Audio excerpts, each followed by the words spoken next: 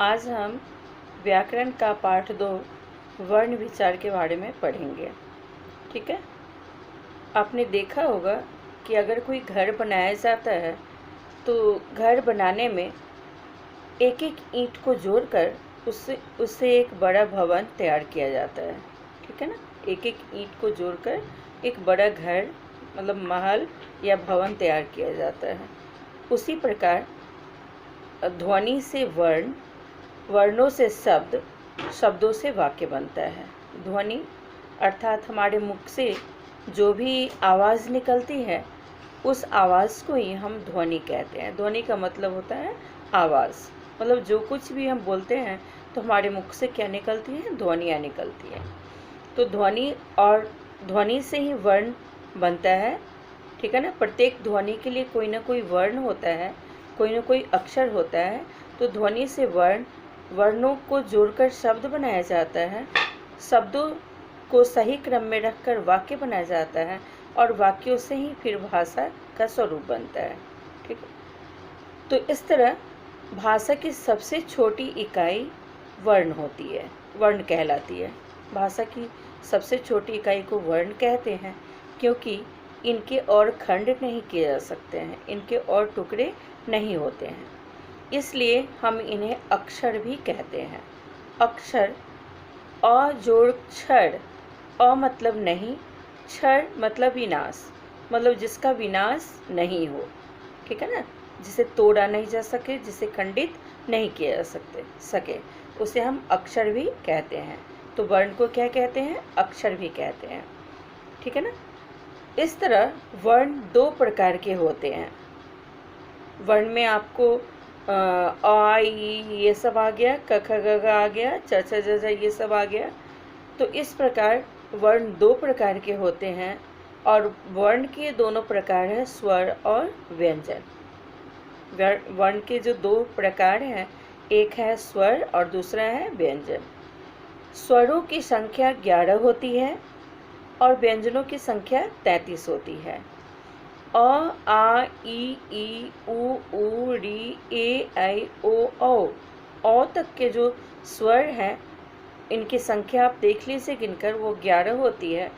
अंग और अ को स्वरों में लिखा जाता है परंतु इन्हें हम अयोगवाह कहते हैं। ठीक है ना। अंग और अ को हम क्या कहते हैं, अयोगवाह कहते हैं। अयोगवाह इसलिए कहते हैं क्योंकि इनका उच्चारण न तो स्वरों की तरह होता है और न ही व्यंजनों की तरह होता है। स्वर में लिखे जाते हैं परंतु इनका उच्चारण न स्वरों की तरह होता है और न ही व्यंजनों की तरह होता है, इसलिए अंग और अह को हम अयोगवाह कहते हैं। ठीक है। अब तो ये जान लिया आपने, स्वरों की संख्या 33 है और वो है अ से औ तक। अंग और अयोगवाह है। अब व्यंजनों की संख्या स्वरों की संख्या 11 है, स्वरों की संख्या 11 है और वो है अ से लेके औ तक। ठीक है ना। व्यंजनों की संख्या 33 होती है। व्यंजनों की संख्या कितनी होती है, 33 होती है, जिसमें आपको क से म तक के जो व्यंजन है, क ख ग घ अंग, देखिए इसमें 5 व्यंजन है क वाले में, तो ये क वर्ग में आते हैं। फिर च वाली पंक्ति में भी 5 व्यंजन है, च छ ज झ य, ये च वर्ग कहलाते हैं, मतलब च वर्ग में ये आते हैं। ट वाले में जितने भी वर्ण व्यंजन आते हैं वो ट वर्ग कहलाते हैं। त वाली पंक्ति में त थ द ध न जितने भी व्यंजन हैं वो त वर्ग के अंतर्गत आते हैं। प फ ब भ म ये प वर्ग के अंतर्गत आते हैं। तो ये सभी में 5-5 व्यंजन है और इनकी जो पंक्तियां हैं कुल कितनी है, 5 है। तो 5 × 5 = 25। ये क से लेके म तक के जो व्यंजन है वो स्पर्श व्यंजन कहलाते हैं। आगे हम अगली कक्षा में जाएंगे तो स्पर्श व्यंजन क्या होता है इसके बारे में भी जानेंगे। अभी मैं संक्षेप में मैं आपको बता दूं, जब इनका उच्चारण होता है क से लेके म तक के जो व्यंजन है, जब इनका उच्चारण होता है तो हमारी जीवा मुख के किसी न किसी भाग को स्पर्श करती है, इसलिए हम इन्हें स्पर्श व्यंजन कहते हैं। क वर्ग से लेके प वर्ग तक के जितने भी व्यंजन हैं इसको उसको हम क्या बोलते हैं, स्पर्श व्यंजन। और स्पर्श व्यंजनों की संख्या कितनी है, 25 है। अब नीचे जब आप आएंगे तो य र ल व, ठीक है ना, ये 4 है। ये य र ल व आपको अंतस्थ व्यंजन कहलाते हैं। इसके बारे में भी हम आगे की कक्षाओं में पढ़ेंगे, ठीक है ना। अंतस्थ मतलब अंतः स्थित, मतलब हमारे तालु के ऊपरी भाग से जब हम इसका उच्चारण करते हैं तो हमारे तालु के ऊपरी भाग से इसकी आवाज़ आती है, इसलिए य र ल व को हम अंतस्थ व्यंजन कहते हैं। अब है तालव्य श, मूर्धन्य श, दंत स और ह। इनकी भी संख्या 4 है और इसे हम उस व्यंजन कहते हैं। उस व्यंजन इसलिए कहते हैं क्योंकि जब तालव्य श श श ह का जब हम उच्चारण करते हैं तो हमारे मुख से गर्म वायु सी निकलती है, उष्मा से निकलती है। तो इन चारों को गर्म उष्मा निकलती है, उष्मा निकलती है, गर्म वायु निकलती है। तो इन चारों को हम कौन सा व्यंजन कहते हैं, उस व्यंजन कहते हैं। तालव्य स, मूर्धन्य स, दंत स, ह को। अब है क्ष त्र ज्ञ स्र, इनकी संख्या भी 4 है। क्ष त्र ज्ञ स्र को आप पिछली कक्षाओं में भी पढ़े हैं। इन्हें हम संयुक्त व्यंजन कहते हैं। क्ष त्र ज्ञ को संयुक्त व्यंजन इसलिए कहते हैं क्योंकि ये 2 व्यंजनों के योग से बनते हैं, ठीक है ना। 2 व्यंजनों को के योग से, अर्थात 2 व्यंजनों को जोड़ने से, 2 व्यंजनों को मिलाने से क्ष त्र ज्ञ और स्र बनते हैं। वर्ण विच्छेद के अंतर्गत मैंने आपको बताया था कि अगर किसी भी शब्द में क्षर है तो पहले हम क्ष को तोड़ेंगे। क्ष सबसे पहले ये देखिए कि क्ष किन 2 व्यंजनों के योग से बनते हैं। क हलंत जोड़ श, ये हो जाएगा क्ष। क हलंत जोड़ श क्या होगा, क्ष। त हलंत जोड़ र आपका हो जाएगा त्र। ज हलंत जोड़ य, ये हो जाएगा ज्ञ। और श हलंत जोड़ र, ये हो जाएगा स्र। देखिए ये चारों 2-2 व्यंजनों को मिलाने से बने हैं, इसलिए हम इन्हें क्या कहते हैं, संयुक्त व्यंजन कहते हैं। समझ गए। अब हम जानेंगे वर्णमाला के बारे में। वर्णमाला क्या है, वर्णों का माला। जैसे कोई भी माला तैयार किया जाता है तो एक एक मोती को पिरोकर उसे क्रम में लगाकर माला बनाया जाता है। उसी तरह वर्णों को जब हम क्रमबद्ध लिखते हैं, गिनती में, क्रम में, उनकी संख्या के हिसाब से, उनके जगह के हिसाब से जब हम लिखते हैं, व्यवस्थित समूह में लिखते हैं, तो वर्णों के व्यवस्थित समूह को ही हम वर्णमाला कहते हैं, ठीक है ना। जैसे मैंने आपको बता ही दिया स्वर और व्यंजन के बारे में। अब जानिए आप, हाँ एक चीज़ और, स्वर स्वतंत्र रूप से बोले जाते हैं। स्वरों के उच्चारण में किसी वर्ण की सहायता नहीं लेनी पड़ती है। स्वरों का उच्चारण स्वतंत्र रूप से होता है, परंतु व्यंजनों के उच्चारण में स्वर की सहायता लेनी पड़ती है। स्वरों की सहायता से ही व्यंजनों का उच्चारण होता है, ठीक है ना। अ स्वर सभी व्यंजन में मिले होते हैं। अ की कोई मात्रा नहीं होती है। बाकी जितने भी स्वर हैं सबकी अलग अलग मात्राएं हैं, लेकिन अस्वर का कोई मात्रा नहीं है। अस्वर सभी व्यंजनों में मिले होते हैं। अब हम जानते हैं स्वरों के प्रकार के बारे में। स्वर के कितने प्रकार होते हैं। स्वर के 3 भेद होते हैं, 3 प्रकार होते हैं। एक होता है हर्ष स्वर, दूसरा होता है आपका प्लुत स्वर और तीसरा होता है दीर्घ स्वर। हर्ष, दीर्घ और प्लुत स्वर। हर्ष का मतलब होता है छोटा, ठीक है ना। हर्ष स्वर को बोलने में कम समय लगता है। हर्ष स्वरों के उच्चारण करने में कम समय लगता है और इनकी संख्या है 4। अ ई उ री, अ ई उ री, ये 4 जो हैं वो हर्ष स्वर है, ठीक है ना। क्यों हर्ष स्वर है? हर्ष का मतलब क्या होता है? छोटा। हर्ष क्यों है? क्योंकि इनके उच्चारण में कम समय लगता है। दीर्घ स्वर का उच्चारण करते समय हर्ष स्वर से दुगुना समय लगता है। जितना समय हर्ष स्वर में लगता है उससे अधिक समय, उससे दुगना समय दीर्घ स्वरों के उच्चारण में लगता है, ठीक है ना। और इनकी संख्या भी दीर्घ स्वरों की संख्या है 7। ये हो गया आपको आ, बड़ी ई, उ, ए, ऐ, ओ और औ।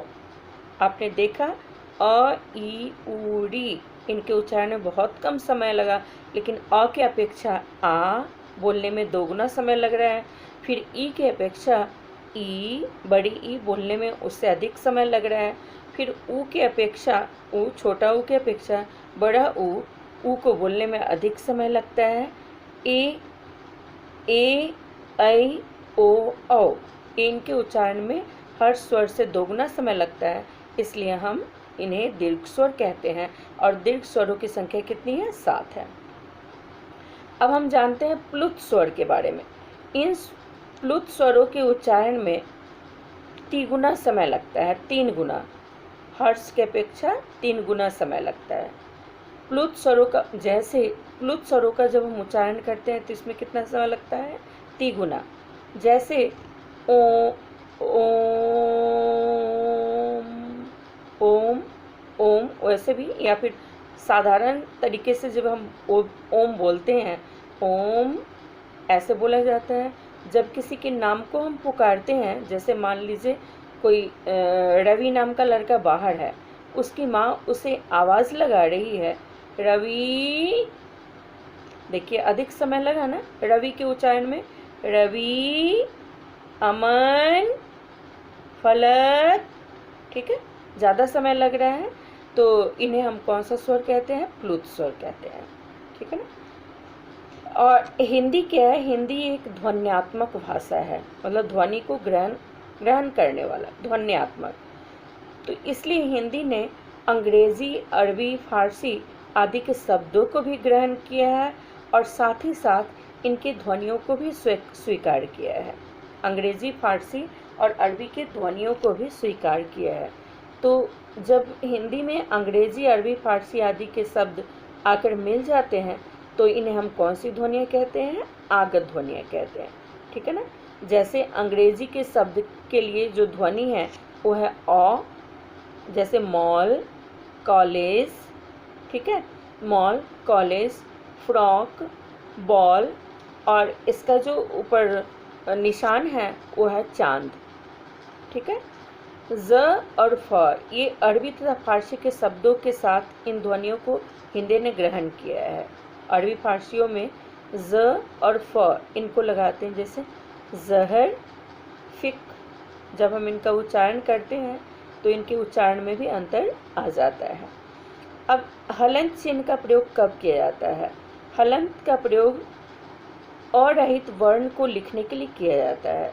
जिन वर्णों में, जिन व्यंजनों में अ नहीं होता है उसके नीचे हल चिन्ह अर्थात हलंत लगा दिया जाता है, ठीक है ना। जैसे मिट्टी, मिट्टी, महर्षि कर्मी, ट, जो दूसरा ट, पहला ट है उसका पूरा उच्चारण नहीं हो रहा है, इसलिए ट के नीचे हलंत लगाएंगे, और जो दूसरा ट है उसमें ई की मात्रा है तो उसके आगे हम बड़ी ई की मात्रा लगा देंगे, ठीक है। अब विसर्ग, किसी भी व्यंजन के बाद यदि विसर्ग लगा हो तो इसका उच्चारण ह के समान होता है। विसर्ग का उच्चारण किसके समान होता है? ह के समान। विसर्ग का प्रयोग केवल संस्कृत के शब्दों में होता है। जैसे प्रातः, हमें प्रातः उठना चाहिए, प्रात और 2 बिंदु, प्रात विसर्ग, ठीक है। अतः, प्रायः, नमः, स्वतः, ठीक है, ये सभी आपको संस्कृत के शब्द हैं। तो संस्कृत के जो शब्द हैं उनमें विसर्गों का प्रयोग किया जाता है। अनुस्वार मैंने आपको बतलाया था, अंग और अह क्या कहलाते हैं? अयोगवाह कहलाते हैं। तो अंग का जो चिन्ह है वो अनुस्वार है। किसी भी यह व्यंजन का चिन्ह है, इसका प्रयोग वर्णमाला के 5 वर्गों के अंतिम वर्ण के स्थान पर होता है। अंतिम वर्ण, वर्णमाला के 5 वर्णों के 5 वर्ण भी मैंने आपको बताया है। क वर्ग से लेके प वर्ग तक के भी जितने भी व्यंजन हैं उनमें जो 5वां अक्षर है उसको हम पंचमाक्षर भी बोलते हैं। जैसे क, ख, ग, घ, अंग, अंग। क वर्ग में अंग जो है वो 5वां वर्ण है। च वर्ग में य 5वां वर्ण है। ट वर्ग में न 5वां वर्ण है। ट वर्ग में न 5वां वर्ण है और प वर्ग में म 5वां वर्ण है। तो इसका प्रयोग वर्णमाला के 5 वर्गों के अंतिम वर्ण के स्थान पर होता है। 5 वर्ग समझ गए, कवर्ग, चवर्ग, टवर्ग, तवर्ग और पवर्ग। इनके सभी पंचमाक्षर, जैसे पंख, पंख प में अनुस्वार ख, तो पंख में क्या मिला हुआ है, अंगम मिला हुआ है। घंटा, घंटा घ में अनुस्वार ट आकार टा, तो घन में कौन सा वर्ण मिला हुआ है, कौन सा 5वां अक्षर मिला हुआ है, ये टवर्ग का न मिला हुआ है। ठीक है। पंच, प पंच, प में अनुस्वार और च, इसमें चवर्ग का 5वां य मिला हुआ है, पंच। सुंदर, स हर्षुकार सु, ऊपर अनुस्वार द र, सुंदर। सुंदर में तवर्ग का 5वां वर्ण न मिला हुआ है, सुंदर। ठीक है। लंबा, ल अनुस्वार ल, ब आकार ब, लंबा। लंबा में पवर्ग का 5वां पंचमाक्षर 5वां वर्ण म मिला हुआ है, लंबा। देखिए आप उच्चारण करके ल म ब आ रहा है, तो आधा म नहीं लिख के हम ऊपर अनुस्वार के रूप में इसमें चिन्ह लगाते हैं। ठीक है। अब हम जानते हैं अनुनासिक के बारे में। अनुनासिकता स्वरों का ही गुण है। जब हम स्वरों का उच्चारण मुख के साथ साथ नाक से भी करते हैं, जब जिन स्वरों का उच्चारण हम अपने मुख के साथ साथ अपने नासिका से भी करते हैं, नासिका का भी जब हम प्रयोग करते हैं, तो वह स्वर अनुनासिक हो जाता है। ठीक है ना। जब मुंह के साथ साथ नासिका का प्रयोग किया जाता है, तो जो उस स्वर का उच्चारण होता है वो अनुनासिक कहलाता है। अनुनासिक का जो चिन्ह है, निशान है, वो है चंद्र बिंदु, ऊपर चांद बना के और ऊपर बिंदु। ठीक है ना, चंद्र बिंदु। जैसे ऊंट, ऊंट, देखिए इसमें ऊंट में नाक और मुंह दोनों का ही प्रयोग किया गया है इनके उच्चारण में। ऊंट, सूंड, ठीक है ना, ईंट, ईंट, मैं, उन्हें, क्यों आदि। ठीक है। अब है सिरोरेखा। सिरोरेखा कैसे कहते हैं? हिंदी तथा संस्कृत के वर्णों के ऊपर जो रेखा खींची जाती है वह सिरोरेखा कहलाती है। सिरोरेखा का मतलब होता है ऊपर वाली रेखा। ठीक है ना। तो हिंदी तथा संस्कृत के वर्णों के ऊपर जो रेखा खींची जाती है, वर्ण के ऊपर, उसे हम सिरोरेखा कहते हैं। ये समझ गए। अब हम जानते हैं मात्रा के बारे में। मात्रा क्या है? किसी भी व्यंजन में स्वरों का जो रूप आकर जुड़ जाता है उसे हम मात्रा कहते हैं। मैंने आपको बताया कि अ स्वर को छोड़कर सभी स्वरों की मात्राएं होती है। आ का मात्रा आकार होता है, ई का मात्रा हर्ष ईकार होता है, बड़ी ई का मात्रा दीर्घ ईकार होता है, ऊ का मात्रा हर्ष ऊकार होता है, बड़े ऊ का मात्रा दीर्घ ऊकार होता है, री का मात्रा नीचे री के समान लगता है। ठीक है ना। ए का मात्रा एक एकले ऊपर सिरोरेखा में, ये देखिए सिरोरेखा वाले आ गए। ए का मात्रा ऊपर सिरोरेखा में 2 एकले, ओ का मात्रा 1 पाई और ऊपर सिरोरेखा में 1 एकले, औ का मात्रा 1 पाई और सिरोरेखा में 2 एकले। ये है मात्रा का, स्वरों की मात्राओं का रूप। ठीक है। अब हम पढ़ते हैं। हाँ, तो अब मात्रा के बारे में भी आपने जान लिया। व्यंजन में स्वर का जो रूप आकर मिल जाता है उसे हम क्या कहते हैं? मात्रा। अब हम जानते हैं संयुक्त व्यंजन के बारे में। संयुक्त व्यंजन के बारे में भी आपने जाना। ये 4 है। संयुक्त व्यंजन क्यों कहलाते हैं? क्योंकि ये 2 व्यंजनों के योग से बनते हैं। तो ये तो 4 है, और इनके अतिरिक्त अन्य व्यंजन को भी जोड़कर लिखा जाता है। 2 समान व्यंजन को भी या फिर असमान व्यंजनों को भी जोड़कर लिखा जाता है। तो जिन व्यंजनों में खड़ी पाई होती है, जब इन्हें दूसरे व्यंजनों के साथ जोड़ा जाता है तो खड़ी पाई को हटा दिया जाता है। खड़ी पाई, जैसे त में क्या है? खड़ी पाई है। ख में क्या है? खड़ी पाई है। ग में क्या है? खड़ी पाई है। ज में क्या है? खड़ी पाई है। तो जब इन्हें खड़ी पाई वाले व्यंजनों को दूसरे व्यंजनों के साथ जब जोड़ा जाता है तो इनके जो खड़ी पाई होती है उनको हटा लिया जाता है। जैसे बस्ता, स, देखिए बस्ता में स का पूरा उच्चारण नहीं है, वो स का उच्चारण त के साथ चला गया है। तो स का जो खड़ी पाई है वो हम हटा लेंगे और हम लिखेंगे ब श त संयुक्त आकार, मतलब आधा स त आकार, ठीक है ना। उसी तरह प्याज, प्याज में प का पूरा उच्चारण नहीं है, प की खड़ी पाई को हम हटा लेंगे और ये य के साथ आकर मिल जाएगा, ये हो जाएगा प य संयुक्त आकार ज, मतलब आधा प य आकार ज, प्याज, ठीक है ना। ये समझ गए खड़ी पाई वाले।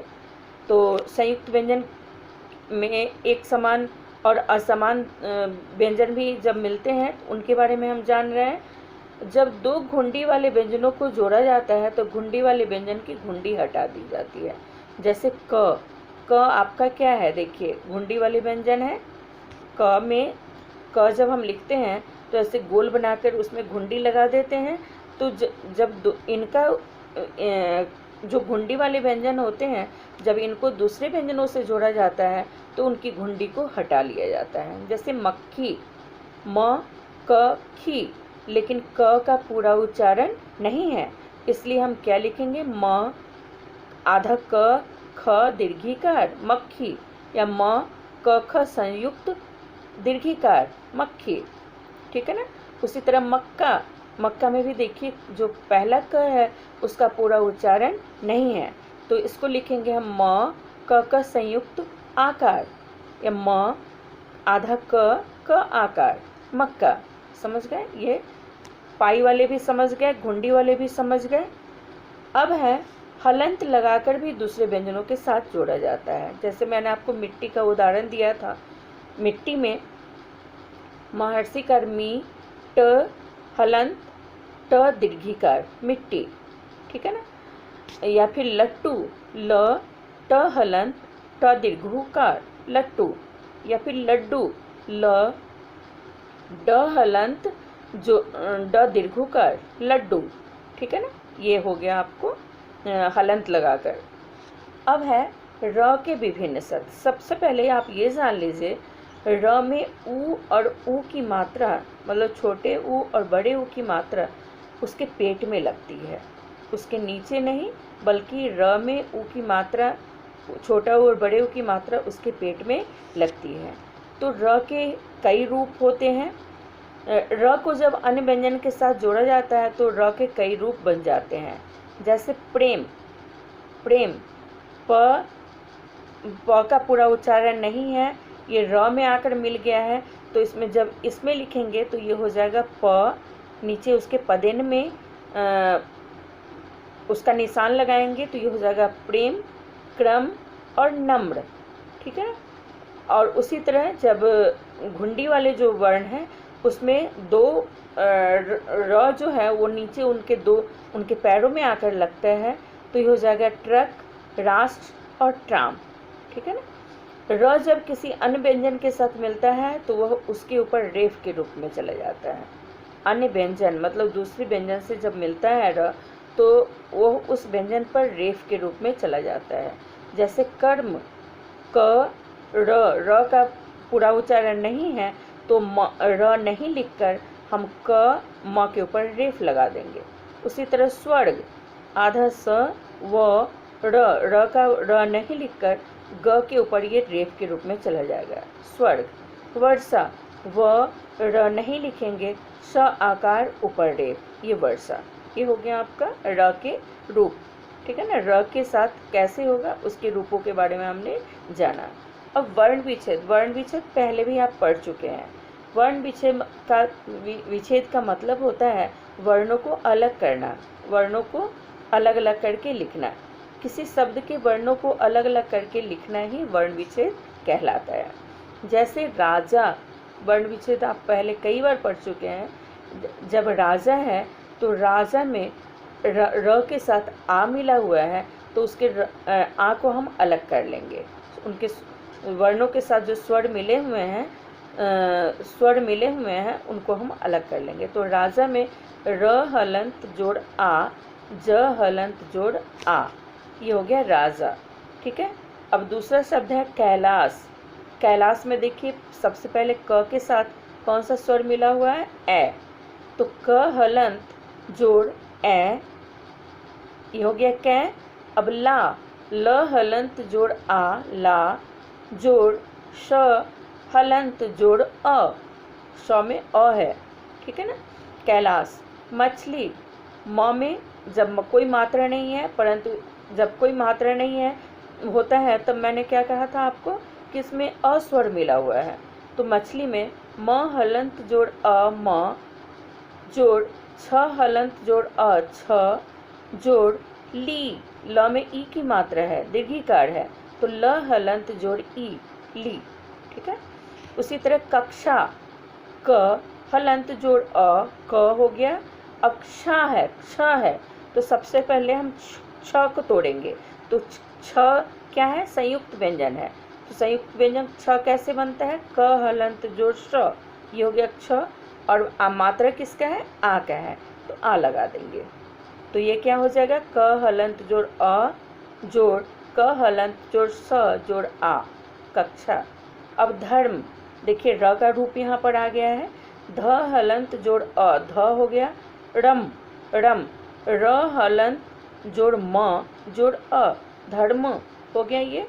अब है प्रेम, प का पूरा उच्चारण नहीं है, तो प पूरा लिखकर हम उसके नीचे हलंत लगा देंगे, प्रे, प हलंत जोड़ र हलंत जोड़ ए, ये हो गया आपका प्रे, जोड़ म हलंत जोड़ अ, ये हो गया आपका प्रेम। ठीक है। आगे जो प्रश्न उत्तर है मैं व्हाट्सएप के द्वारा भेजूंगी, और वर्ण विच्छेद में अगर कोई परेशानी हो तो आप मुझे व्हाट्सएप पे ही प्रश्न पूछेंगे। Okay, thank you class.